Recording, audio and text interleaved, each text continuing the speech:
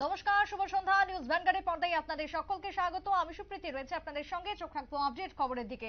শুরুতেই নজর রাখবো যে খবরের দিকে ফের একবার বাংলাদেশি আটক এবং 11 জন বাংলাদেশিকে আটক করা হয়েছে। তার মধ্যে মহিলা এবং শিশুও রয়েছে। আগরতলা রেল স্টেশন চত্বর থেকে উদ্ধার অবৈধ অনুপ্রবেশকারীদের আটক সম্ভব হয়েছে রেল পুলিশের সহযোগিতায়। তবে গতকালকের এই ঘটনা, যেখানে আগরতলা রেল স্টেশন থানা পুলিশ বেআইনি অনুপ্রবেশকারী 11 জনকে গ্রেপ্তার করেছে এবং তারা একজনের দ্বারা প্রবেশ করেছে, মধ্যস্থতাকারী বা দালাল চক্রের দ্বারা যে তারা প্রবেশ করছে সেই কথা তারা প্রাথমিক জিজ্ঞাসাবাদে জানিয়েছে। কি বক্তব্য উঠে এসেছে বাংলাদেশি আটক প্রসঙ্গে, শুনুন।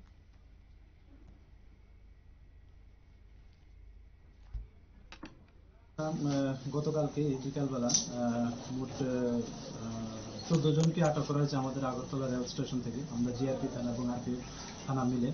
তো এর মধ্যে 11 জন তারা বাংলাদেশি ন্যাশনাল। তারা অবৈধভাবে বর্ডার ক্রস করে এসেছে এবং তারা ট্রেনে করে, মানে দূরপাল্লা ট্রেনে করে ওই আহমেদাবাদ এবং চেন্নাই যেতে চেয়েছিল, এরকম বলেছে আর কি। আর আমরা তাদেরকে সহযোগিতা করছিল, মানে আশা দেওয়াতে এরকম আমরা 3 জন আমাদের যে ইন্ডিয়ান টাউট ওনাদেরকে অ্যারেস্ট করা হয়েছে, মোট 14 জন। তাদেরকে আজকে আদালতে পাঠানো এবং তাদেরকে রিমান্ডের আবেদন জানানো হবে। হ্যাঁ, আজকে তাদের মহামান্য আদালতে প্রেরণ করা মানে হচ্ছে এবং পুলিশ রিমান্ডও চাওয়া হবে। তাদের কাছে কি কিছু সন্দেহজনক কিছু পাওয়া গেছে? সন্দেহজনক এমনিতে তো প্রত্যেকের কাছে স্মার্ট মোবাইল ফোন আছে, তো এবং কিছু ইন্ডিয়ান কারেন্সি এবং বাংলাদেশি কারেন্সি এবং কিছু বাংলা ডকুমেন্টও পাওয়া গেছে। তো আমরা এগুলি দেখছি, খতিয়ে দেখছি কি আছে। বাংলাদেশের কোথা থেকে এসেছে তারা? তারা তো বেশিরভাগই খাগড়াছড়ি জেলার এবং নড়াইল জেলারও আছে বাংলাদেশের।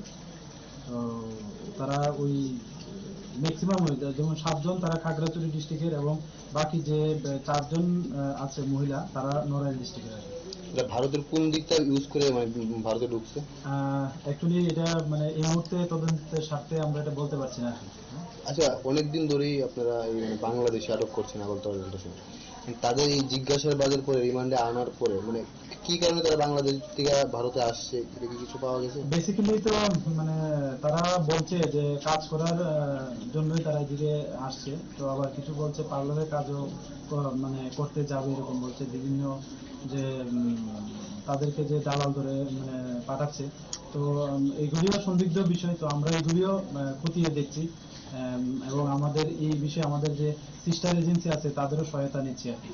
যে 3 জন ভারতীয় টাউটকে ধরা হয়েছে, তারা কি আগেও এই কাজের সাথে জড়িত?